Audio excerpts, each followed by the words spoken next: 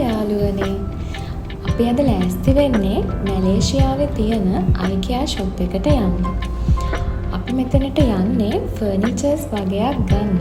ඒ ගමන් අපිට හිතුණා IKEA ෂොප් එක කොයි වගේද කියලා ඔයාලත් එක්ක බෙදා ගන්න. අපි අද යන්නේ දමන්සරාවල තියෙන IKEA ෂොප් එකට. වෙන ෆර්නිචර් ෂොප්ස් එක්ක බලද්දී මෙතන තියෙන විශේෂත්වය තමයි අපි ගෙදරකට අවශ්‍ය කරන හැම දෙයක්ම. ඒ කියන්නේ අපි ලිවිං රූම් එකක් හදාගන්න ඕනේ කොහොමද? ලිවිං රූම් එකකට අවශ්‍ය කරන බඩු මොනවද? ඒ විතරක් නෙමෙයි අනිත් හැම දෙයක්ම බේබි රූම් එකක්, කිචන් එකක් ඩිසයින් කරගන්නේ කොහොමද? මේ හැම දෙයක්ම වගේ මෙතන පෙන්නලා දීලා තියෙනවා. ඉතින් අපි ගිහිල්ලා බලමු මෙතන කොයි වගේද ඕගොල්ලන්ට කොච්චර ආස හිතෙනවද මේ වගේ තැනකට යන්න කියලා. ඇත්තටම අලුතින් ගෙයක් හදන්න ඉන්න කෙනෙකුට ගොඩාක් වටින තැනක් තමයි IKEA ෂොප් එක කියලා කියන්නේ.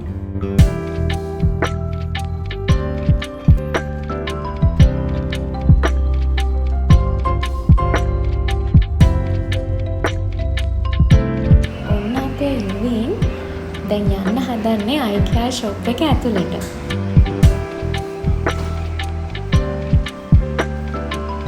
මෙතන තමයි එන්ට්‍රන්ස් එක තියෙන්නේ. පල්ලෙහා තියෙන වෙයා හවුස් එක.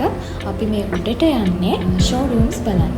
මේ උඩ තමයි අර ලස්සනට හදලා තියෙන රූම්ස් පෙන්නලා දීලා තියෙන්නේ. මේ ඔයාලට පේන්නේ මම අර කලින් කිව්වා වගේ විවිධ රූම්ස් අපිට පෙන්නලා දීලා තියෙන විදිහ.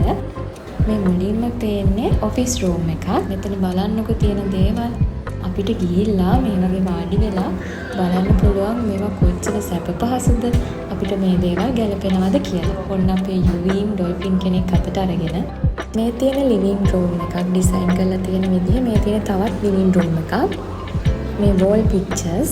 ඔන්න අපේ තාත්තයි පුතයි හොඳ සෝෆා එකක් සිලෙක්ට් කරන ගමන් ඉන්නේ. බලන්නකො අවුට්ඩෝර් ප්ලාන්ට්ස්, ඉන්ඩෝර් ප්ලාන්ට්ස් හැම දෙයක්ම තියෙනවා. මේ තියෙන කිචන් එකක් ඩිසයින් කරලා තියෙන්නේ. මේ සෝෆා, මේ තියෙන සෝෆා වලට දාන එක මැටීරියල්. එතකොට මල් තියෙනවා.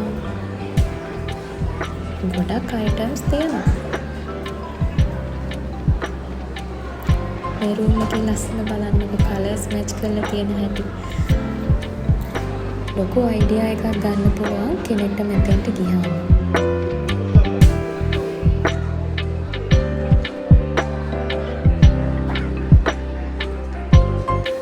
මේක ඇත්තටම අලුතෙන් හදපු ගේකට ගිහිල්ලා ගන්න එක්ස්පීරියන්ස් එකක් වගේ. ෂොප් එකක් ඇතුළට ගියා කියලා නම් හිතෙන්නේ නැහැ.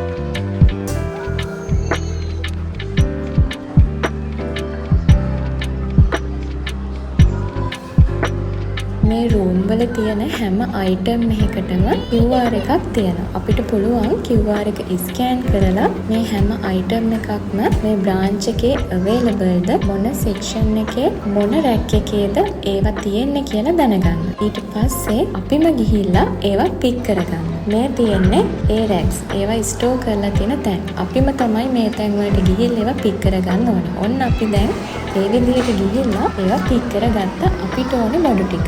අපිට අවශ්‍ය දේවල් පික් කරගත්තට පස්සේ අපිම තමයි බිල් කරගන්න ඕනේ. ඉතින් අපි මේ දැන් යන්නේ මේ අපි ගත්ත අයිටම්ස් ටික බිල් කරගන්න. ඔයාලට ඒ වෙලාවට උදව්වක් අවශ්‍ය නම් එතන ඒ සේවාව සපයන්න පිරිසක් වෙනම ඉන්නවා.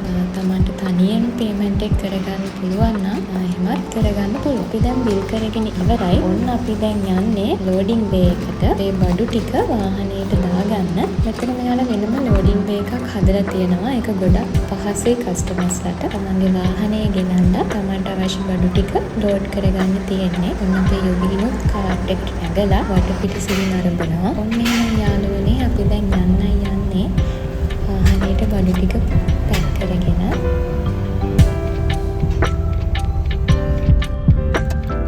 මම හිතනවා මේ වීඩියෝ එක ඔයාලට වටිනවා කියලා. අලුතින් ගෙයක් හදන්න ඉන්න කෙනෙක්ට ආස හිතෙන විදිහට හැම දෙයක්ම මෙතන ඩිසයින් කරලා තියෙන නිසා ඔයාලත් මැලේසියාවල ඉන්නවා නම් අනිවාර්යෙන්ම IKEA එකට ගිහිල්ලා බලන්න. ගොඩක් අයිඩියාස් ඔයාලට ගන්න පුළුවන්. එහෙනම් යාළුවනේ අපි තව දවසක අලුත් වීඩියෝ එකකින් හම්බෙමු. බයි බයි.